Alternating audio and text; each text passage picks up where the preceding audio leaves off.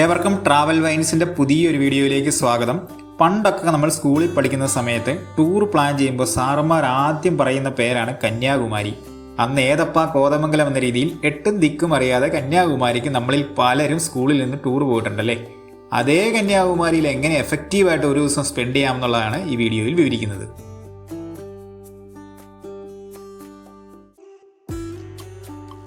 കന്യാകുമാരിയിൽ ആദ്യം എക്സ്പ്ലോർ ചെയ്യേണ്ടത് സൺറൈസ് പോയിന്റ് ആണ്. രാവിലെ വിജനമായ വഴിയൊക്കെ കണ്ടപ്പോൾ ഞാൻ വിചാരിച്ചത് വലിയ തിരക്കൊന്നും കാണുകയെന്നാണ്. പക്ഷെ അവിടെ എത്തിയപ്പോൾ കണ്ട വലിയൊരു ജനക്കൂട്ടമാണ്. നമ്മളെക്കാൾ മുമ്പേ തന്നെ സൂര്യോദയം കാണാൻ ആളുകൾ നേരത്തെ എത്തി റെഡിയായി നിൽക്കുകയാണ്. ലൈറ്റിൽ തിളങ്ങി നിൽക്കുന്ന വിവേകാനന്ദ പാറയുടെയും തിരുവള്ളൂർ സ്റ്റാച്ചുവിൻ്റെയും കാഴ്ച സൺറൈസ് പോയിന്റിൻ്റെ ഒരു പൊളി കാഴ്ചയാണ്. ഏകദേശം ഒരു 5:45 മുതൽ 6:15 വരെയാണ് സൂര്യോദയ സമയം. പക്ഷേ കാലാവസ്ഥയ്ക്കനുസരിച്ച് ഇത് വേരി ചെയ്തുകൊണ്ടിരിക്കും. അതുകൊണ്ട് ഒരു 5:30 എത്തിയാൽ സൂര്യോദയം കൃത്യമായി ആസ്വദിക്കാൻ കഴിയും. സൂര്യോദയ കാഴ്ചകൾ ആസ്വദിച്ചതിന് ശേഷം നമുക്ക് അരുൾമികു ഭഗവതി അമ്മൻ ടെമ്പിളിലേക്ക് പോകാം. സൺറൈസ് പോയിന്റിനോട് ചേർന്ന് തന്നെയാണ് ഈ ക്ഷേത്രം ഇരിക്കുന്നത്. 3000-ലേറെ വർഷങ്ങൾ പഴക്കമുള്ള ഈ ക്ഷേത്രം കന്യാകുമാരി ദേവിക്കാണ് സമർപ്പിച്ചിരിക്കുന്നത്. രാവിലെ 4:30 മുതൽ ഉച്ചയ്ക്ക് 12:30 വരെയും വൈകുന്നേരം 4 മണി മുതൽ 8:15 വരെയും ക്ഷേത്രത്തിൽ നമുക്ക് പ്രവേശിക്കാൻ സാധിക്കും. ഫ്രീ ആയി നമ്മുടെ ചെരുപ്പുകൾ പുറത്ത് കാണുന്ന ഈ കൗണ്ടറിൽ സൂക്ഷിച്ചതിന് ശേഷം നമുക്ക് ക്ഷേത്രത്തിൽ പ്രവേശിക്കാം. ക്ഷേത്രത്തിലെ പുഷ്പാർച്ചനയ്ക്കായി പൂക്കൾ വിൽക്കുന്ന കച്ചവടക്കാരെയും നമുക്ക് പുറത്ത് കാണാൻ കഴിയും. ക്ഷേത്ര ദർശനമൊക്കെ കഴിഞ്ഞ് ബ്രേക്ക്ഫാസ്റ്റൊക്കെ കഴിച്ച ശേഷം നേരെ വിവേകാനന്ദ പാറയിലേക്ക് പോകാം. രാവിലെ 8 മണി മുതലാണ് വിവേകാനന്ദ പാറയിലേക്കുള്ള ബോട്ടിംഗ് ആരംഭിക്കുന്നത്. ക്ഷേത്രത്തിൽ നിന്നും 200 മീറ്റർ മാത്രമാണ് ബോട്ടിംഗ് പോയിന്റിലേക്കുള്ള ദൂരം. അതുകൊണ്ട് തന്നെ ക്ഷേത്രത്തിൽ നിന്നും ഇവിടേക്ക് നമുക്ക് നടന്നെത്താം. നോർമൽ ടിക്കറ്റിന് 75 രൂപയും സ്പെഷ്യൽ ടിക്കറ്റിന് 300 രൂപയുമാണ് ചാർജ്. ഇത് ടു ആൻഡ് ഫ്രോ ചാർജാണ്. 75 രൂപയ്ക്ക് പോകാൻ നോക്കിയാൽ ഇതുപോലെ ഒരു നീണ്ട ക്യൂവിൽ നിൽക്കേണ്ടി വരും. ക്യൂവിൽ നിൽക്കാതെ ഡയറക്റ്റായി ബോട്ടിംഗ് പോയിന്റിലേക്ക് പോകുന്നതിന് 300 രൂപ നൽകണം. അതുകൊണ്ടാണ് ആ ടിക്കറ്റിനെ സ്പെഷ്യൽ എന്ന് വിളിക്കുന്നത്. എന്തായാലും ഞാൻ ക്യൂവിൽ നിൽക്കാൻ തീരുമാനിച്ചു. ഏകദേശം ഒരു അരമണിക്കൂർ കൊണ്ട് ടിക്കറ്റൊക്കെ എടുത്ത് ഞാൻ ബോട്ടിംഗ് പോയിന്റിലെത്തി.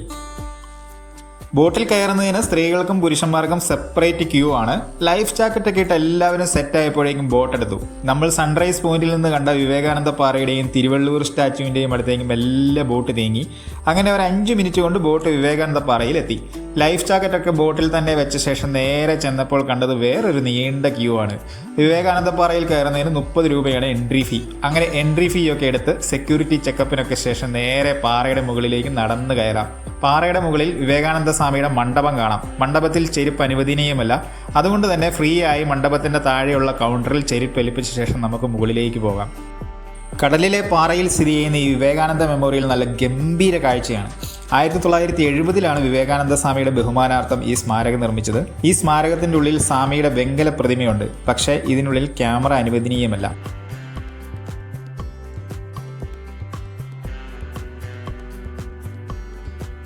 ശ്രീപാദ മണ്ഡപവും പാറയിലെ മറ്റൊരു പ്രധാനപ്പെട്ട കാഴ്ചയാണ്. ഈ മണ്ഡപത്തിന് ചുറ്റുമുള്ള പടികളിലൊക്കെ ഇരുന്ന് ആളുകളൊക്കെ വിശ്രമിക്കുന്നത് നമുക്ക് കാണാൻ സാധിക്കും. വിവേകാനന്ദ പാറയിലെ മറ്റൊരു പ്രധാനപ്പെട്ട കാഴ്ച വിവേകാനന്ദ സ്വാമിയുടെ ഗ്രന്ഥങ്ങൾ അടങ്ങിയ ഒരു ബുക്ക് സ്റ്റാളാണ്. ബുക്ക് സ്റ്റാളിനോട് ചേർന്ന് തന്നെ ഒരു മെഡിറ്റേഷൻ ഹാളും ഉണ്ട്. വിവേകാനന്ദ പാറയിൽ നിന്നും തിരുവള്ളൂർ സ്റ്റാച്ചുവിലേക്ക് പോകാനുള്ള പാലത്തിൻ്റെ പണി നടക്കുന്നതിനാൽ സ്റ്റാച്ചുവിൻ്റെ അടുത്തേക്കുള്ള പ്രവേശനം ഇപ്പോൾ താൽക്കാലികമായി നിരോധിച്ചിരിക്കുകയാണ്. വിവേകാനന്ദ പാറയ്ക്ക് ചുറ്റുമുള്ള കടൽ കാഴ്ചകളും അതിഗംഭീരമാണ്. വിവേകാനന്ദ പാറയിലെ കാഴ്ചകൾ ആസ്വദിച്ച ശേഷം തിരിച്ചു പോകുന്നതിന് ഇതേപോലെ ഒരു നീണ്ട ക്യൂ ഉണ്ട്. ലൈഫ് ജാക്കറ്റൊക്കെ ഇതേപോലെ ഒരു കൗണ്ടറിൽ ഇവിടെ ഇട്ടിട്ടുണ്ട്. ഈ ജാക്കറ്റൊക്കെ എടുത്തിട്ടിട്ട് ബോട്ടിൽ തിരിച്ചു വന്ന് ഇറങ്ങുമ്പോൾ തിരുവള്ളൂർ സ്റ്റാച്ചു ഇങ്ങനെ പ്രൗഢിയോടെ നിൽപ്പുണ്ടായിരുന്നു. ലോകത്തിന് തിരുക്കുറൾ നൽകിയ തമിഴകത്തിൻ്റെ അനശ്വര കവിയായ തിരുവള്ളൂരിൻ്റെ ഈ സ്മാരക പ്രതിമയ്ക്ക് 133 അടി ഉയരമുണ്ട്. 38 അടി ഉയരമുള്ള അലങ്കാര മണ്ഡപവും 10 ആനപ്രതിമകളുമൊക്കെ തിരുവള്ളൂർ സ്റ്റാച്ചുവിലെ കാഴ്ചകളാണ്. പക്ഷേ പാലം പണി കാരണം അങ്ങോട്ടുള്ള യാത്ര നിരോധിച്ചിരിക്കുന്നതുകൊണ്ട് തന്നെ അതൊന്നും തന്നെ നമുക്ക് കൃത്യമായി ആസ്വദിക്കാൻ സാധിക്കില്ല. പക്ഷേ നമുക്ക് ഈ ബീച്ചിൽ നിന്നുള്ള ദൂരക്കാഴ്ച നല്ല ക്ലിയർ ആയിട്ട് കാണുവാൻ സാധിക്കും.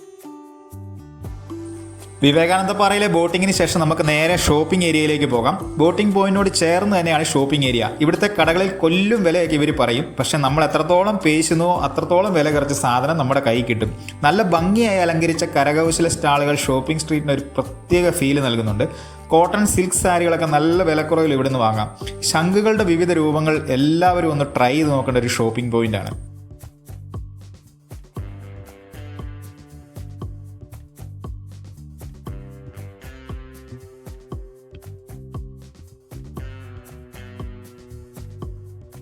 200 രൂപയ്ക്ക് ന്യൂ ജനറേഷൻ ഷർട്ട് കിട്ടുന്ന ഒരുപാട് കടകളുണ്ട് ഷോപ്പിംഗ് സ്ട്രീറ്റിൽ. അതേപോലെ തന്നെ ദാഹം അകറ്റണമെങ്കിൽ കരിക്ക് വരെയുണ്ട്. ഈ ഷോപ്പിംഗ് സ്ട്രീറ്റിൻ്റെ ഏറ്റവും വലിയ പ്രത്യേകത എന്താണെന്ന് വെച്ചാൽ രാവിലെ 6 മണിക്ക് സൺറൈസ് പോയിന്റിൻ്റെ സമയത്ത് ആക്റ്റീവ് ആകുന്ന സ്ട്രീറ്റ് രാത്രി 12 മണി വരെ ലൈവായി തുടരുന്നു എന്നുള്ളതാണ്. അതുകൊണ്ട് തന്നെ ഏത് സമയത്ത് വേണമെങ്കിലും നമുക്കിവിടെ വന്ന് ഷോപ്പ് ചെയ്ത് സാധനം വാങ്ങി പോകാവുന്നതാണ്. ഷോപ്പിംഗ് ഒക്കെ ആസ്വദിച്ച ശേഷം നമ്മുടെ രാഷ്ട്രപിതാവായ മഹാത്മാഗാന്ധിയുടെ ബഹുമാനാർത്ഥം നിർമ്മിച്ച ഗാന്ധി മണ്ഡപത്തിലേക്ക് പോകാം. ഇന്ത്യ കണ്ട മഹാനായ മനുഷ്യന്റെ ജീവിതത്തിലേക്ക് ഒരു നേർക്കാഴ്ച നൽകുന്ന സ്മാരകത്തിന്റെ ഡിസൈൻ അതിഗംഭീരമാണ്. 5 രൂപ നൽകി ചെരുപ്പുകളൊക്കെ ഇവിടെ സൂക്ഷിച്ച ശേഷം ഗാന്ധി മണ്ഡപത്തിലേക്ക് നമുക്ക് പതിയെ കയറാം. ഇവിടെ വേറെ എൻട്രി ഫീസ് ഒന്നും തന്നെ ഇല്ല. 1948 ഗാന്ധിജിയുടെ വിയോഗത്തിന് ശേഷം അദ്ദേഹത്തിന്റെ ചിതാഭസ്മം രാജ്യത്തിന്റെ വിവിധ ഭാഗങ്ങളിൽ 12 സ്ഥലങ്ങളിൽ സൂക്ഷിച്ചിരുന്നതാണ് ചരിത്രം. അതിലൊരെണ്ണം കന്യാകുമാരിയിലായിരുന്നു. ഈ മണ്ഡപം ഇരുന്ന സ്ഥലത്ത് സൂക്ഷിച്ചിരുന്ന ചിതാഭസ്മം കടലിൽ നിമജ്ജനം ചെയ്യുകയും ഗാന്ധി മണ്ഡപം പിന്നീട് ഇവിടെ സ്ഥാപിക്കുകയും ചെയ്തു. അപ്പോൾ കന്യാകുമാരിയിലെത്തുമ്പോൾ ഗാന്ധി മണ്ഡപം ഒരിക്കലും മിസ് ചെയ്യരുത്. ഗാന്ധി മണ്ഡപത്തിലെ കാഴ്ചകൾക്ക് ശേഷം നമുക്ക് നേരെ ത്രിവേണി സംഗമത്തിലേക്ക് പോകാം. ത്രിവേണി സംഗമത്തിലെ മണ്ഡപത്തിൻ്റെ കാഴ്ച അതിമനോഹരമാണ്. ഒരുപാട് ആളുകൾ ഈ മണ്ഡപത്തിലിരുന്ന് കടൽ കാഴ്ചകളൊക്കെ ആസ്വദിക്കുന്നുണ്ട്. ഈ ചെറിയ വഴിയിലൂടെ താഴേക്ക് ഇറങ്ങിയാൽ ത്രിവേണി സംഗമം പോയിന്റിലെത്താം. അറബിക്കടലും ഇന്ത്യൻ മഹാസമുദ്രവും ബംഗാൾ ഉൾക്കടലും ഒന്നിച്ചു ചേരുന്ന പോയിന്റാണിത്.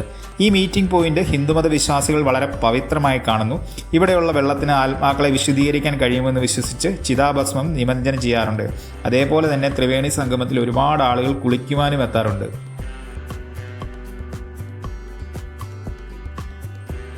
ത്രിവേണി സംഗമത്തിൽ കുറേ സമയം ചെലവഴിച്ച ശേഷം നമുക്ക് ഔർ ലേഡി ഓഫ് റാൻസം ചർച്ചിലേക്ക് പോകാം. ത്രിവേണി സംഗമത്തിൽ നിന്നും 500 മീറ്റർ മാത്രം അകലെയാണ് ഈ പള്ളി.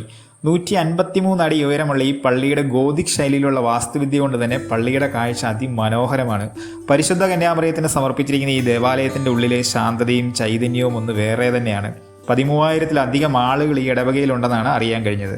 പള്ളിയിലെ പുറത്തെ ഗ്രോട്ടോയിലെ കാഴ്ചകളും വളരെ മനോഹരമാണ്.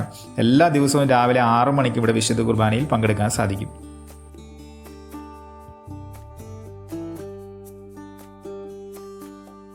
കന്യാകുമാരിയിലെ നമ്മുടെ അവസാനത്തെ സ്പോട്ട് സൺസെറ്റ് പോയിന്റ് ആണ്. ത്രിവേണി സംഗമത്തിൽ നിന്ന് 1 കിലോമീറ്റർ മാത്രം അകലെയാണ് സൺസെറ്റ് പോയിന്റ്. കന്യാകുമാരി ബീച്ചിലാണ് ഈ സൺസെറ്റ് പോയിന്റ് ഉള്ളത്. വൈകുന്നേരം 6 മണിക്ക് ശേഷം ബീച്ചിലെത്തുന്നതായിരിക്കും ഏറ്റവും ഉത്തമം. ചെറിയ പാറക്കെട്ടുകളും ഭംഗിയുള്ള തിരമാലകളും ഒക്കെ ആയിട്ട് വളരെയധികം ഭ്രമിപ്പിക്കുന്ന കാഴ്ചയുള്ള ഒരിടമാണ് കന്യാകുമാരി ബീച്ച്. ബീച്ചിൽ തന്നെ ചെറിയൊരു ഗ്രോട്ടോയുമുണ്ട്. ചെറിയ ഉരുളൻ കല്ലുകളും ഇരിപ്പിടങ്ങളും ഒക്കെ സൺസെറ്റ് പോയിന്റിലുണ്ട്. ഒരുപാട് ആളുകൾ സൺസെറ്റ് ആസ്വദിക്കാൻ ഈ ബീച്ചിൽ എത്തിയിട്ടുണ്ട്. കാലാവസ്ഥ മോശമായതുകൊണ്ടും കാർമേഘങ്ങൾ ഒരുപാടുള്ളതുകൊണ്ടും സൺസെറ്റ് നല്ല വിസിബിളായിട്ട് ആസ്വദിക്കാൻ കഴിഞ്ഞില്ല. എങ്കിലും സൺസെറ്റ് പോയിന്റിലെ ആകാശത്തിൻ്റെ കാഴ്ച മനോഹരമായിരുന്നു. നിങ്ങൾക്ക് ഭാഗ്യമുണ്ടെങ്കിൽ നിങ്ങൾ വരുന്ന സമയത്ത് സൺസെറ്റ് നല്ല വിസിബിളായിട്ട് ആസ്വദിക്കാൻ സാധിക്കും. കന്യാകുമാരിയിലെ കാഴ്ചകളും ടൂറിസ്റ്റ് ഇൻഫർമേഷനും ഒക്കെ എല്ലാവർക്കും ഇഷ്ടമായെന്ന് വിശ്വസിക്കുന്നു. വീഡിയോ ഇഷ്ടപ്പെട്ടാൽ മാത്രം എല്ലാവരും സബ്സ്ക്രൈബ് ചെയ്യുക, സപ്പോർട്ട് ചെയ്യുക. പുതിയൊരു വീഡിയോയുമായിട്ട് നമുക്ക് വീണ്ടും കാണാം.